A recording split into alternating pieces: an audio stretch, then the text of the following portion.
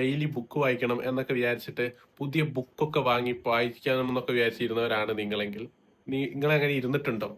എന്നാൽ ഞാൻ ഇരുന്നിട്ടുണ്ട്. ബുക്ക് വായിക്കണം ഡെയിലി. ഇനി അങ്ങോട്ട് 100 days കണ്ടിന്യൂസ്ലി എല്ലാ ദിവസവും ഓരോ ബുക്ക് വായിക്കുന്നുള്ള രീതിയിൽ ഒന്നും നോക്കിയില്ല, ഒരു ബുക്ക് ഇങ്ങ് വായിച്ചു.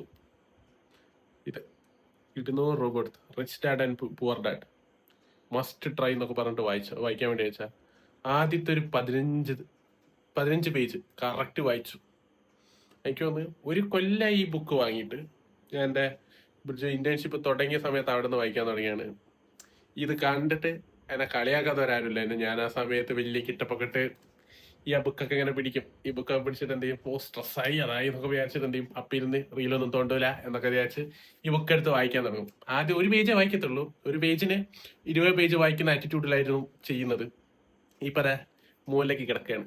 ഇപ്പൊ കണ്ടപ്പോ ഒന്ന് എടുത്തു rich dad and poor dad.